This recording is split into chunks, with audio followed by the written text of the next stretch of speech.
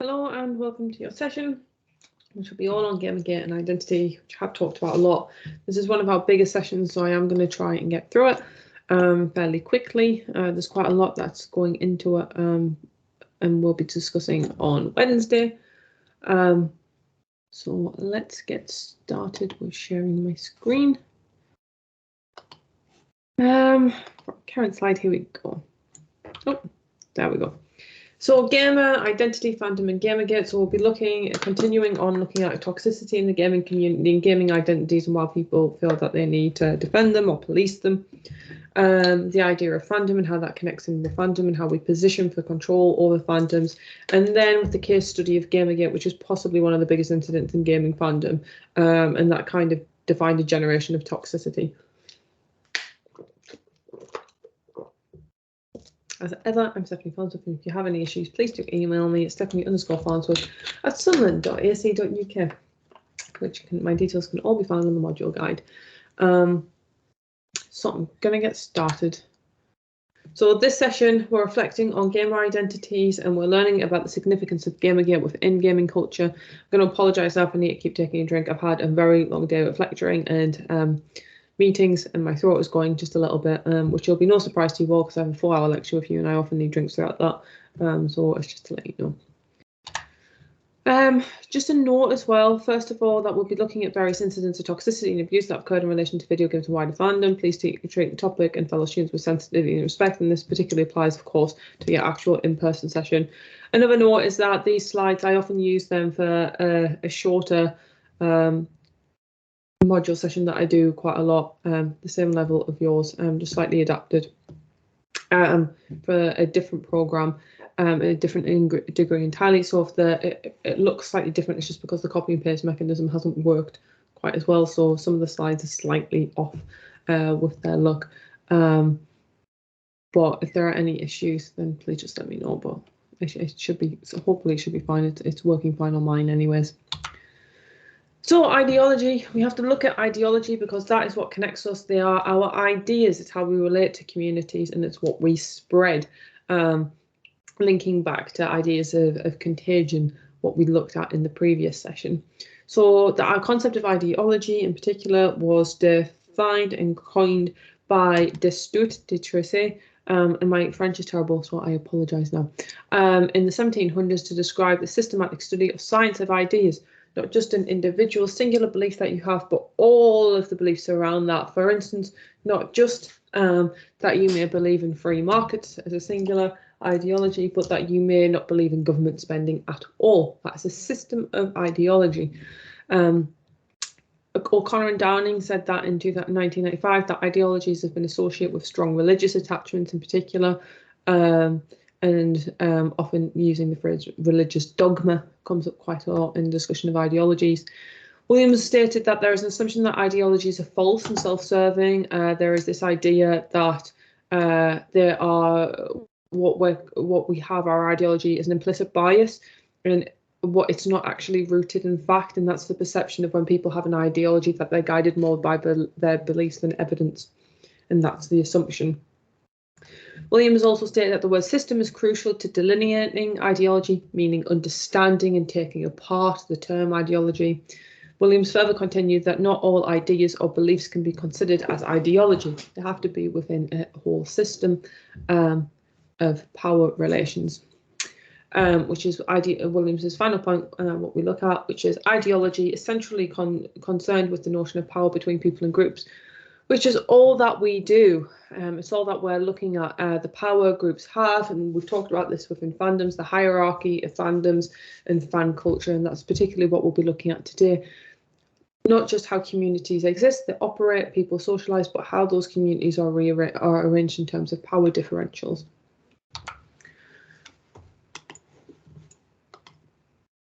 So I'm going to leave this up just for a couple of seconds because this will be our discussion point, which was online culture always so toxic? This is a big theme of today, the toxicity of those power relations. Do you think online culture has always been toxic, or do you actually disagree, and do you think that there are no issues with online fan culture? And you can find examples of either toxicity that you may know of, or, I don't know, fans coming together against toxicity. and I'm just going to say I don't know any specifically where they've overcome toxicity. I know many examples of fans coming together in positive ways, and we talked about quite a lot today. There's also the moment where one of the kind of founding voices in Destiny died and all fans came together, but it's very rare where fandom overcomes specific toxicity in the war. And that's partly because of the way that the internet's set up, which we're going to look at, and partly because of what we talked about today, Sula's disinhibition effect.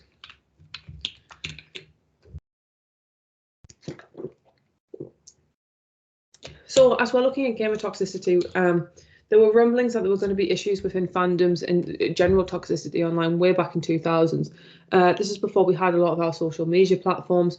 LiveJournal really took off because it became a central hub for fandom and for fan fiction in particular, but generally operated as a blogging site for people.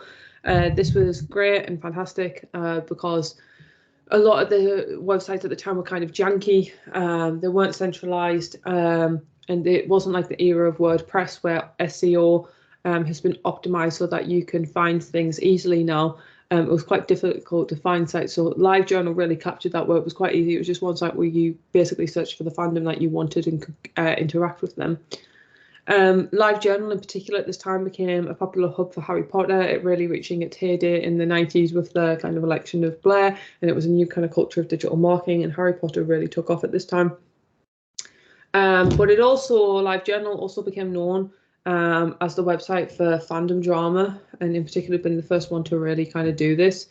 And within the Harry Potter books especially, there was a shipping war about Harry, who Hermione, one of the central characters, should end up with, whether that was Ron Weasley or Harry Potter. This meant that in the LiveJournal community, it often published and promoted works of fan fiction that killed off Ron Weasley, and the more gruesome his death, kind of the better, and the more kind of that got rewarded through the comments, and the more it was shared. The shipping war raged so intensely that once Ron and Hermione were confirmed as canon, the creator ended up receiving backlash from her fans, a backlash that was quite entitled, felt that J.K. Rowling had betrayed them, and were generally very displeased. So why would fans be invested in their favourite ship? And this is a little discussion that we'll have. And it's just why would people take the effort to care so much and to threaten to turn off from their favourite show, stop reading books, stop playing games? Why? Marshall, in particular sort of fandom, in particular related to the Belieber community of Justin Bieber, and Marshall kind of argued that the fan community is organised around a celebrity who projects a public persona which gains meaning. For example, you know, a celebrity may go viral for one memeable moment, and that will form a basis of their personality, whether they're goofy, whether they're funny, whether they're kind of sarcastic and shocked. That will become an iconic moment and will be forever associated with them. And it makes fans feel as though that they understand that person and their character. Marshall also stated that being part of a community of fans, being a part of a community of fans creates situations that allow individuals to overcome personal problems in the social world. It's how we connect, it's how we distract ourselves, it's how we psychologically kind of position ourselves to get through things. Many people play games during the hardest time of their life for that escapism, but also for a sense of comfort and community, sometimes with NPCs, sometimes with other people. It becomes incredibly important to us. But as a result of that, fandom can shape individuals, I should say lives, and feel part of their very identity, which must be defended. Meaning that, particularly for younger people, if authority figures, parents, schools are kind of dismissive of their personal likes, their hobbies, it can feel like an attack on their entire identity because they've so connected and so put so much of themselves into this fandom that is who they are. So if you disparage Justin Bieber, or it's an attack on not just your musical taste, but it's an attack on your character. And that's why people defend things so ardently, and why they defend ships so much and become so invested in them. Hills expanded that distinctions in fan culture allow us to consider any given fan culture not simply as a community, but also a social hierarchy. Fans share common interests while also competing over fan knowledge, access to the fandom of state, and to the object of fandom, sorry, and status. Garate touched upon something that we talked about quite a lot today, which again links to the hierarchy. And a key kind of quote, which I always like and which feel free to use in your presentations, is that fans create their own boundaries, internally contesting who was the better fan, greater fan, most knowledgeable and worthy fan. So it's that idea, I'm better than you, I know more, I've read all the books, I've played all the games, I've done all the comics, you can't possibly keep up with me. And that is real social credit in these systems and the subcultures that we talked about quite heavily today. The way that fan culture is organised and operates in society is becoming more common across all mediums, but previously it was just linked to celebrities, but actually now it's filtering out into wider world, into any kind of televised figure. This has included politicians, an area that previously was seen as quite drab, as quite sterile, as quite boring. There is now a fan culture operating around politicians. And Bond, who we've talked about quite a lot today, who looked at the studies with about fans from Hull, who were incredibly diehard despite having a terrible run in the Premier League. Bond stated that the relationship between political leaders and their supporters increasingly resembles the relationship between celebrities and their fan groups. There are a hierarchy ahead, with fans who connect to them, who defend them vigorously, and who take on their campaigns as part of their identity. In 2008, Virginia Tech University conducted a study and it found that sports and political fans process information about their favourites in the same way, demonstrating concerns not about the information but on the way it reflects upon their group. So a politician might be accused of something, of misconduct, and the actual fans aren't as interested in that or getting to the truth in that or having retribution in a fair justice process and a fair equal retribution if anything needs a punishment or a deterrent for future conduct. What they are interested in is that what their group has been accused of by liking this person in the first place, and sometimes they double down on that, on their likes, and engage in more hostility. It links to Bond's kind of findings before that. If people go through a rough time, what they do is they join together and sling on obscenities at everyone else, and that's kind of how politicians have been using fandom, where if they're accused of something, they'll mobilise their base as a fan culture as their defence, regardless of kind of the facts or what is actually going on. And that links again to politics, which is argued that from Jenkins, that to be a fan is to assume a subordinate position. You're a defender. You are underneath this person you have a parasocial relationship with. So to be a fan is to assume a subordinate position within a cultural hierarchy. Hierarchy is a system of power with someone at the top and then people filtering down. It is to accept an identity that is constantly criticised by institutions like schools and academia, which are considered as being representative of a particular culture. Jenkins understands fans as active, manipulative producers of meanings. They are deliberately creating things to spread their fandom and their love and polish things in a nice, positive light. They build their social identity by borrowing and transforming mass media images, which are sometimes hidden by the dominant media culture. Perhaps the most kind of recent example of this is the Johnny Depp and Amber Heard trial, where several TikTokers edited the trial and disseminated key parts of information that were heavily edited to make Amber Heard appear in a worse light. This is because Johnny Depp had an incredible amount of fans and already had a stronger base from him. So to get more fans, they edited information in a way that made from the trial, full trial that was long, that was lengthy. They edited it in just seconds of clips to make Amber Heard look ridiculous, sometimes focusing on her face. And afterwards, several of these content creators, and the interviews are online, and I'll try and add them to the Converse space, admitted to basically just making this up and editing, well, not editing it in such a way that it was designed to spread a message because they knew that was what would engage for clicks. So sometimes you have fans operating to really defend, but sometimes you have people who are manipulating images because they know the fan culture's there and they want the clicks, they want the credit because it's social media currency. So there is kind of conflicting reasons why fans now are coming together.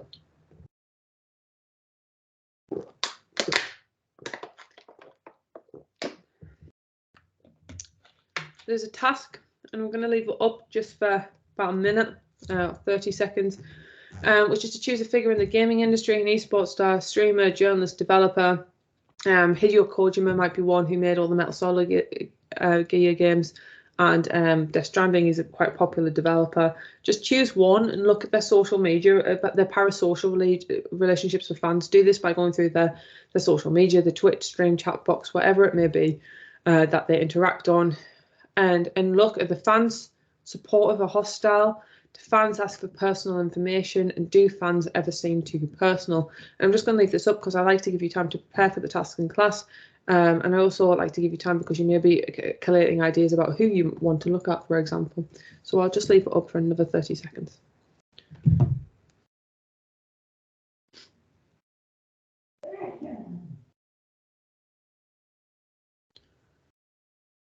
Also, sorry if you can hear sneezes in the background. Unfortunately, I can't edit them out. I also apologise if dogs bark at any point.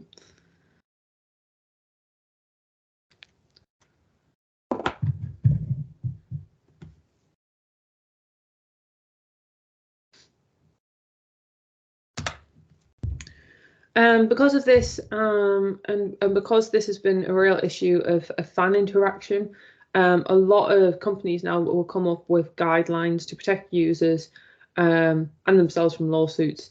Community guidelines and policies are now very common and very standard practice, and this will include when events are run for esports, such as people understanding how to interview people, how to interact with them, how they run chat boxes during live events, etc. And this is an example of a community guideline to give you some idea of how they interact with. So TikTok's community guidelines are youth, safety and well-being. They say that we're committed to providing young people with an experience that is developmentally appropriate and helps ensure a safe space for self-exploration. On safety and civility, they say that physical and psychological safety from the foundation of individual well-being and civility is the key to a thriving community. On mental and behavioural health, they say we care deeply about the well-being of our community members and want to be a source of happiness, enrichment and belonging. On integrity and authenticity, they state we want everyone to feel confident that they can access information that is reliable, discover content that is original, engage with people who are authentic. On regulated goods and commercial activities, they state we want everyone on TikTok to have access to information that can support them in making informed choices about their personal health and finances. On privacy and security, they state that protecting our community's privacy rights and personal information by keeping our platform secure is critical to maintaining their trust and ensuring their safety. And that final point is something we'll be discussing a lot in the session. And the very, very last point is that sensitive and mature theme is on sensitive and mature themes. And it states that TikTok provides content that ranges from very family friendly to more mature. Our approach to potentially sensitive and more mature content takes into account developmental and cultural considerations. So we will be looking at these examples and talking a lot more about community guidelines and how they kind of construct necessary boundaries, really, of interaction. Because boundaries can be helpful. And this is your task that you'll have. And again, I'll give you 30 seconds about to look at it, which is to bullet point a rough outline of what should be included in community guidelines for an esports team. I.e., what should fans and players be aware of when they interact? So this will be our task.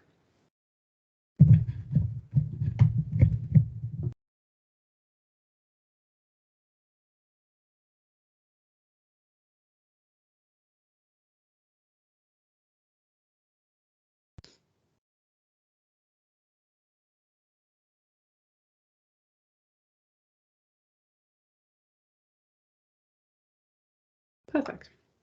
So the console wars is something that we'll be looking on. We've already looked at the history of the games industry in our second session, I believe. And we looked at, in particular, the trends in the games industry and how they took off from arcade spaces to personal home consoles. The console wars saw a market and everyone wanted to carve their name in it.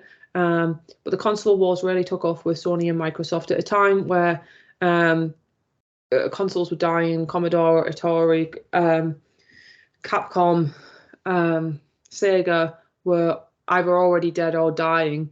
Microsoft swooped in the early 2000s and had its huge launch with huge financial backing and they became the only players in the market with Sony, really. Nintendo has always existed, but it's not been seen as a direct competitor because it's had to pivot itself away and try and do its own thing. And the only ones who could keep up with consoles in the same way of Sony were Microsoft because of their already deep pockets. And these console wars have kind of defined fandom in recent years. So fans have a really loyal fan base, which essentially means that corporations can make consumers run their advertising campaigns for them. This is exactly what's happened during the console wars. Players of PlayStation and Xbox have gone to war with each other online for over a decade. Players of each console think theirs is the best, even though the performance of their machines are all roughly the same. The big difference between the platforms is simply which has exclusive rights over certain games. Microsoft, which owns Xbox, has recently bought multiple development studios, but up until now, PlayStation has been infamous for their exclusive games and domination. The competition's really hurt gamers who need multiple consoles to be able to play all the games they like due to exclusivity rights. So you have that pressure on gamers, the financial pressure, where they're having to pick a side, and if they can't afford the other one, they will defend their side rigidly because it's their choice that they're making for their identity, what they play as, what they like, but also the financial investment that they've had. And they will defend that to the death, and they will insult the other one as being weak and terrible because it's that almost saving face. But our corporations giving customers a good deal. Gamers have been massively under pressure and financial pressure, particularly in recent years, because games are now at £70 generally upon release, and that's never really came down. If anything, the prices have just gone up. The trends have just gone up over the years. I remember the good old days when they used to be about £40, which is almost half price of what they are now.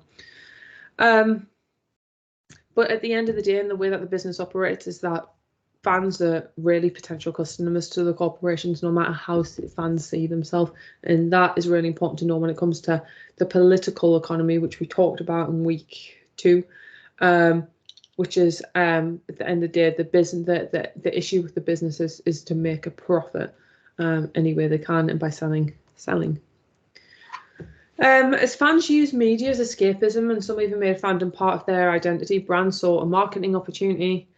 Science fiction, fantasy, and video games all became mainstream, mostly as technology improved to make these things more palatable, more realistic, and more understandable. That's when the mainstream really took off. And audiences had greater access to content than ever before, and, however, crucially, more ways to argue online.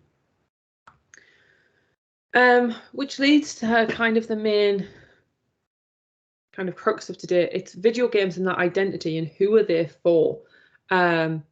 And the attempts to kind of make games kind of exclusive to people. But video games have always been played by women, always. Statistically, that is just proven fact. And they've always been played by marginalised people generally. Marginalised, again, just meaning at the edge of society, and not always considered. These can include queer people and people of colour. This is because games often provide an escape from the grimness of reality. And they can be a safe space. You don't always have to play with other people. It can just be a place where you can do what you want within the limits of the games, which we've talked about. Video games can transform us into whoever we want to be, including like ideas and ways to change our own gender digitally, which has offered a lot of freedom to people to explore self-expression. And it's also historically appealed to players who've had little control over their identities or how they're treated in life or seen by the wider world. They're in a new world now, and they can be who they want to be. However, while everyone has played games, who can physically play games, which is something we're going to look at, video games have long been marketed toward a certain type of gamer. Male, white, able-bodied, and straight. That's who the marketing materials have been produced for. However, there are some barriers of entry. We're going to look slightly more at this in our mechanics session, which I believe is week 9. Video games require dexterity and mobility, which means that certain games are automatically inaccessible to certain disabilities. However, games are also incredibly similar. They level up in the same way, which means games often require the same controls. And familiarity with games means that you are likely to be a better player and know how to beat the game. If you've played one game, you know the implicit rules of looking under the waterfall to get loot. However, this also requires money to be able to afford new games, to play new games, and to build up that knowledge. And also the personal freedom and time to be able to play, which we've talked about today, games aren't always accessible to people who are in work, and certainly for people with certain responsibilities in life. The way video games have historically been marketed as treats gaming as an exclusive hobby, despite the reality that many marginalised people do enjoy games. Until the last decade, video games represented women as victims without rounded personalities, Princess Peach being the famous example. The Super Mario movie this year taking a break from her traditional stereotype and actually giving her a personality, and she wasn't just a victim the whole time. And when she was a victim, she was able to get herself out of trouble. Or so you have the video games presenting women either as victims or as hypersexualized women. This is an infamous shot from the original Mass Effect series, Mass Effect 2 being released in 2010. There is one character, Miranda Lawson, who is designed to be a genetically perfect woman. And throughout the entire game, even when she's crying and telling you that her sister's been kidnapped, most of the camera angle lingers on her bottom. It was famously dubbed the butt shot. When Mass Effect Remaster was released a couple of years ago, 2021, these shots were removed and more emphasis was put on Miranda's face and seeing her expression, with the lead developer Mac Walters suggesting that the culture had changed. That is definitely up for debate. However, this is kind of what Mass Effect 2 became famous for. Even today, Cyberpunk 2077, released in 2020, has good and kind of progressive plots with collectives of sex workers who you have to help. And yet still there are some gender tropes in there and some fantasy and voyeurism of women where you have to carry naked women around very early on in the missions for very little reasons at all. So who are the people who are defining our culture of video games? Well, in 2015, International Games Developers Association found that 75% of developers are male, 76% are white, and 67% were between the ages of 25 and 39, meaning that you're getting people with very similar life experience making games, usually about people that writing characters that they don't particularly have much experience of. Game designer Anna Anthropy stated that the problem with video games is that they're created by a small insular group of people. Digital games largely come from within a single culture. So they're trying to represent multiple cultures and capture multiple people, but actually only one group is making them. And we're going to discuss whether this is a problem and whether it limits games content. Multiple studies have found that the depiction of digital women can change the attitudes and behaviour of players, and this isn't always positive, which is why representation kind of does matter, despite the fact that we still talk about if that is true. Studies suggest yes, it is. Diller et al. Found that long-term exposure to video game violence was correlated with greater tolerance of sexual harassment and greater rape myth acceptance. So this kind of leads on to what Gamergate was. So a recap for those who haven't heard of it, because it is 9 years old now at this point. So I don't want to think about how old you all were then. It'll make me feel very insecure.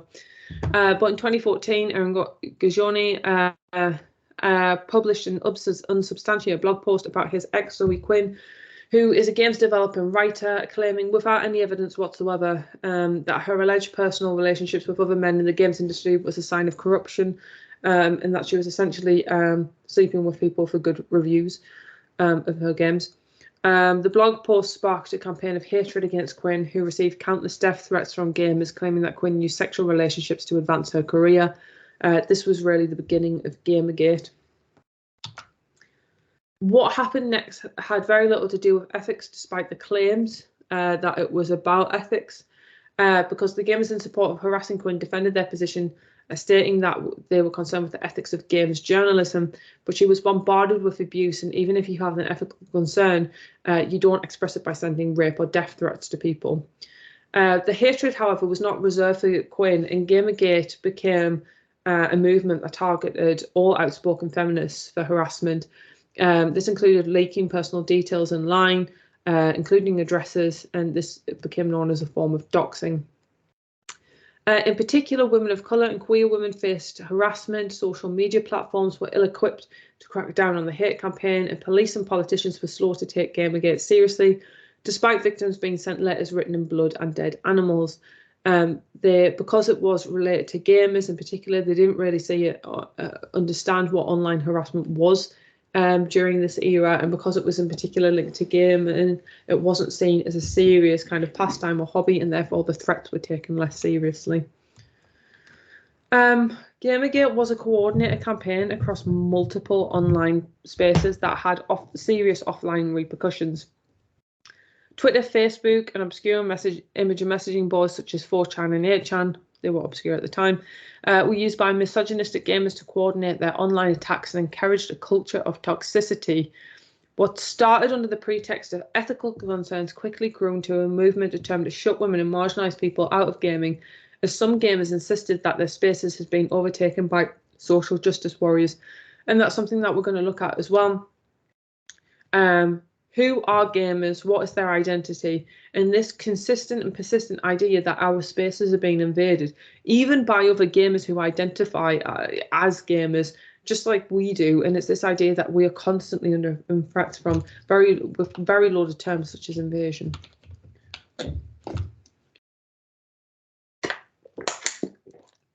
I did say to treat everyone with respect at the start because it's a very sensitive topic, and there is a huge amount of kind of abuse that happens with Gamergate, and there's been several attempts to revive Gamergate, including very recently, as there was one, a streamer, a woman, was playing Halo and went viral on Twitter, and everyone said, let's bring Gamergate back, women are so bad at games, let's drive them out.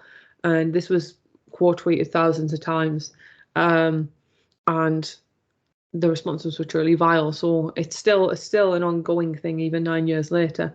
But these are some examples from Gamergate at the time, with one saying, I'm going to load up some GTA just so I can smack some women around. Brianna Wu, who was a games developer and then ran for the US Representatives House to be a congresswoman after Gamergate, was very much targeted by Gamergate harassers, and she posted that the police just came by, husband and I are going somewhere safe. Remember, hashtag Gamergate isn't about attacking women, as people who supported Gamergate claimed that wasn't it, it was ethical concerns. And some of the replies to her just from one person are, you just made a shitty game nobody liked, that's it, no one will care when you die.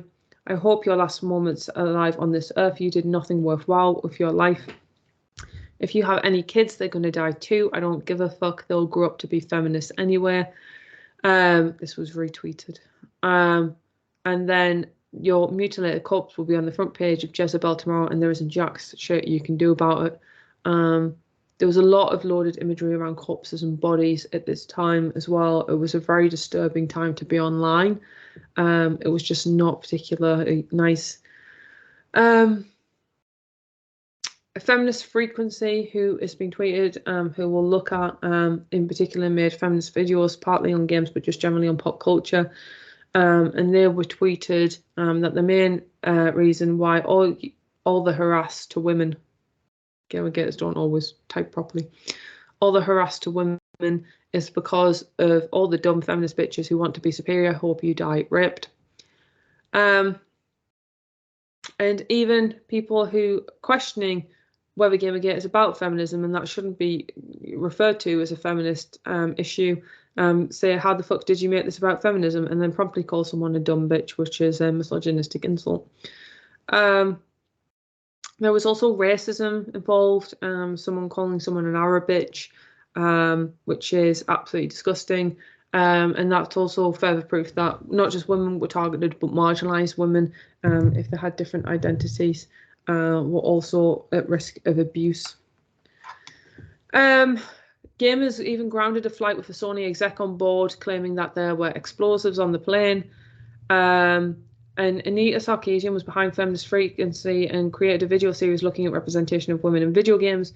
And the angry men retaliated at a time that was incredibly heightened because of the issues with Zoe Quinn. Angry men retaliated by creating a game where players could assault her. I think you'll agree that no matter the content of Anita Sarkeesian's videos, nobody particularly deserves to have that. And that was an example of a headline of the game that was made about her. There's an idea as well that trolls are just kind of losers in the parents' basements, but this is really a stereotype. Because of the horrific actions Gamergate, it's really easy to just imagine that it's just angry losers online who don't do anything else. There's the common phrase "touch grass," which is now in gamer kind of dialect. But that's not really who the people are. They were employers. There were even seemingly sympathetic colleagues who would then dox women online who lectured on feminism and would put their addresses online. Gamergate took root in our culture to the point that many people who are not trolls now repeat the same lines that came from Gamergate. The movement was about recruitment and it had to appeal to a wide number of people. Why are people motivated to troll? It's going to be discussion, and whose responsibility is it to stop troll culture, particularly when it comes to interactions with video games. And this is because people who played Gamergate played a really long game.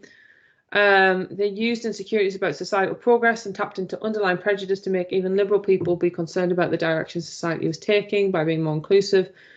It is also based its recruitment heavily on fake news. One example was upon the relief of Black Panther. Racist trolls spread false stories claiming they had been attacked by Black people. They claimed the made-up attackers had stated that the film was not for them, but image searches quickly revealed that this was not true. And one image has been taken from a campaign raising awareness about domestic violence in Romania. So when kind of this trolling is everywhere, whose responsibility is it to deal with it? Is it social media platforms? Is it gaming companies? Is it everyone?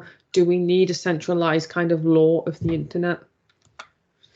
There were much wider ramifications to the issue of Gamergate as well.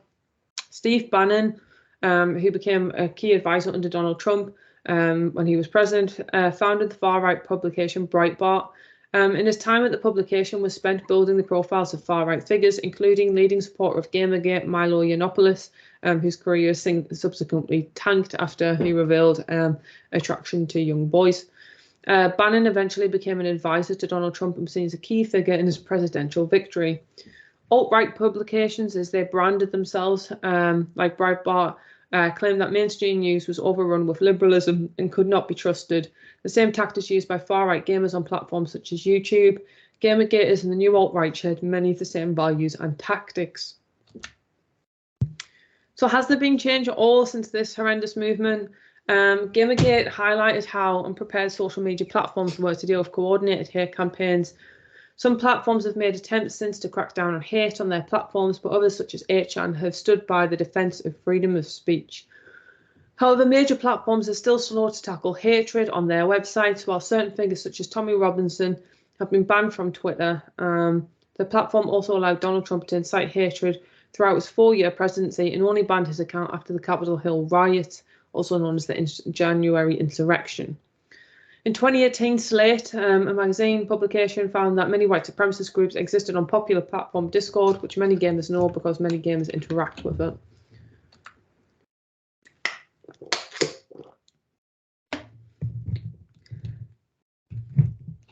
And Gamergate did happen again. After Gamergate came Comicsgate, and comics fans found themselves embroiled in yet another culture war, started by people who wanted to make their spaces free of women, people of colour, disabled people, and queer people.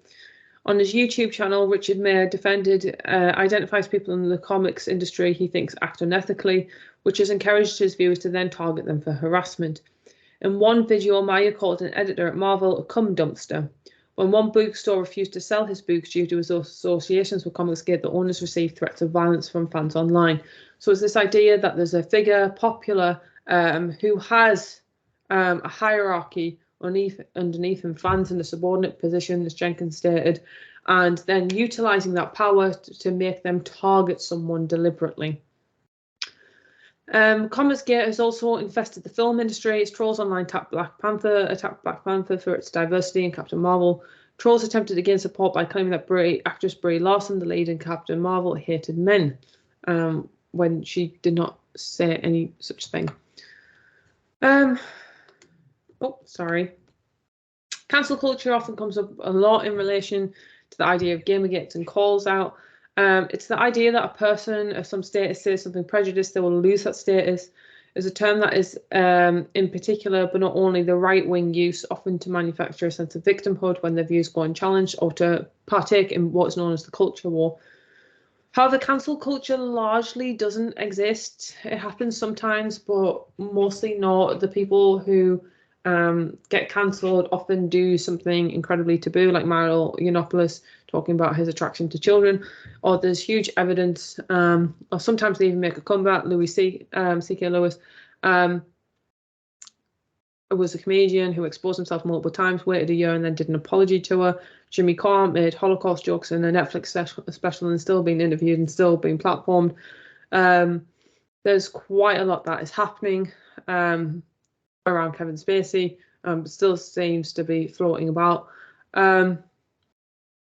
So it exists, where, you know, if you are particularly unpalatable or more likely unprofitable, you may get dropped, but generally this doesn't really have a huge impact. There are very few exceptions: Kate Hopkins and Tommy Robson, all of whom have incited hatred and prejudice online, and they have been cancelled or have faced some financial punishment. Many problematic people still have huge cultural influence. J.K. Rowling has been called out for remarks that have targeted the trans community and presented trans women's rights as in conflict or a danger to the rights of cisgender women. Despite the criticism, Rowling remains one of the richest women in the world and still publishes books. To this day, it's not really impacted her that much. Gina Carano was recently fired from The Mandalorian. Well, I say recently now, it's a couple of years old now, for comparing US Republicans to Jews in Nazi Germany. Disney, however, did not want to alienate consumers by her inflammatory remarks. They sell broadly in America and release in New York generally, which has a very strong Jewish community. And inciting a core part of your audience is not a really good idea. And so it was more a public relations incident. However, immediately after this, she also received a new film deal. We're going to be discussing the positives and negatives in YouTube, and in particular how their algorithm may encourage fan connection, but is this always a good thing? Because YouTube's algorithm famously promotes video content that is controversial, often leading viewers to fake news and extremely right-wing content. People engage with anger, either reacting against what they are saying or agreeing with the video content. It's a polarizing world deliberately. Either a reaction elicits a response, which is the basis for YouTube's advertising strategy. Because of this, videos focused on taking down people, content and stories have boomed, but it's easy to get sucked into a toxic community. Twitch has also struggled to take action against popular streamers with a history of using racist slurs. Lost is a really good example of when fan culture changed. Damon Lindelof famously walked out when he was interviewed about the ending of Lost in 2010. He walked out of an interview, and this was really the start of the contentious relationship between creators and fans, but fans feeling more entitled than creators liked towards culture. This culminated in a moment in 2012 where Mass Effect was one of the most popular games, but there was such a huge backlash that developers at BioWare were forced to change the ending. This was a watershed moment in popular culture as it asked us all to question who really has ownership over a story. And if fans are loud enough, toxic enough, it was that idea that they would get what they wanted, and that has kind of been a learned behaviour pattern. If fans do not like the content they're given, should creators be forced to make changes? This is a discussion we will have.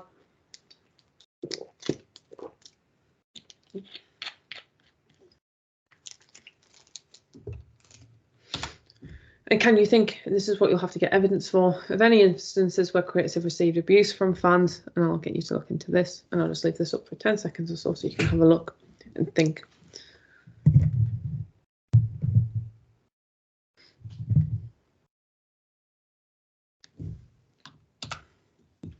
So the online disinhibition effect, which I mentioned in today's lecture, but this is it. John Searle found that online people are less likely to feel inhibited by social norms and expectations, which can lead people to feeling more freedom to troll.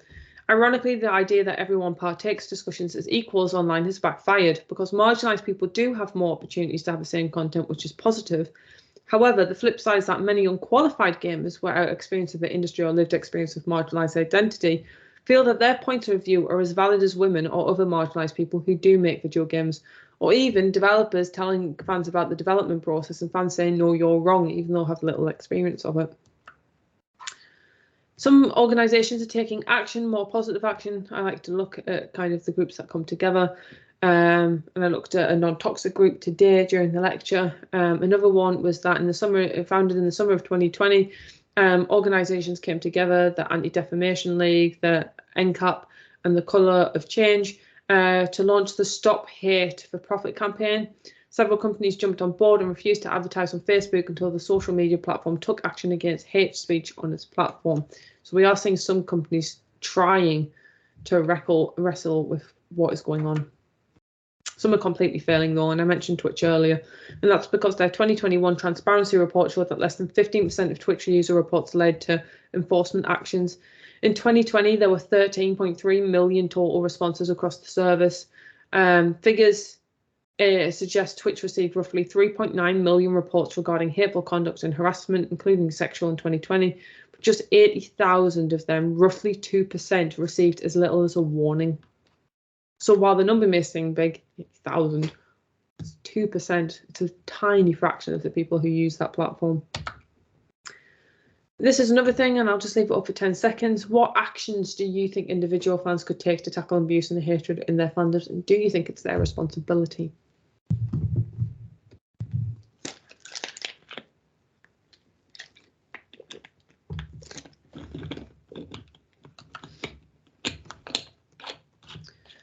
Rape culture we've talked about a little bit, and just this is an example of how bad the online discourse is.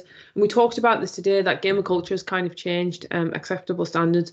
The idea that teabagging is just seen as normal and not for what it is anymore because it's been so common.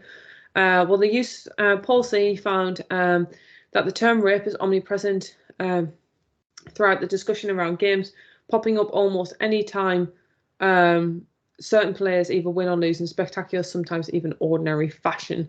And the meritocracy of video games is a fantastic book. So I want you to spend some time reading the articles on Canvas, then pick your favourite esports game, reflect on their methods for reporting abuse. Is it a simple system? Are there any follow-up reports from developers? And have there been complaints about the process? And I want you to look at this. There might be barriers. How many times do you have to click on your game to report someone? Is the report option at all? Does it have to happen during gameplay, at which point you're discouraged because the service is live and you can't pause it? I want you to think about those issues. And I'll just again leave it up for 30 seconds or so, just so you can get an idea of it.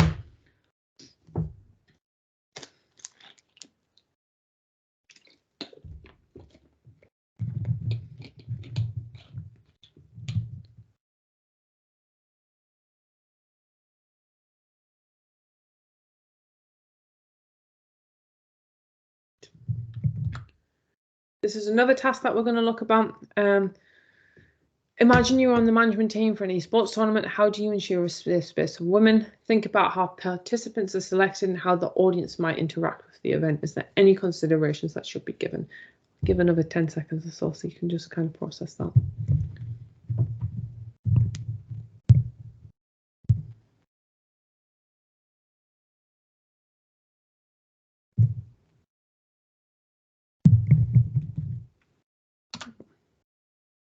That is the final task. I am going to upload a little example of Facebook and their struggles for moderation, which I'm going to do now because that'll be a good thing to put on Canvas. As you may have noticed, I've got tasks linking with Canvas and using Canvas more like we did today. It was to look at the videos and to come up with suggestions and solutions and what we think about games. And it's a difficult kind of structure for you to kind of get used to at first when you're starting a degree. It's referring to Canvas a lot, but that is where everything is. It's all your information is, and I want you to get used to using Canvas more. So we're going to use it in the sessions guided by me, so I'm there. So if you have access issues, I can help you with that. And that is to get you used to it. And of course, your assignments will be coming up, so it just gets you more used to navigating it. As you can see, there's quite a lot of content and theoretical content with Gamergate. We will be going through it in the classes, so please don't worry. There's quite a lot to know about gaming culture and how it fits in. But you know, it always leads to interesting discussions about how we can mobilize and how we can change the gaming community, which is something that I quite like. Thank you for watching this video. I'll be seeing you on Wednesday. Please, you know, feel free to go through the task and to get preparing for them. If you have any questions, again, please email me. But thank you for all your work this week, and I'll see you on Wednesday. Bye.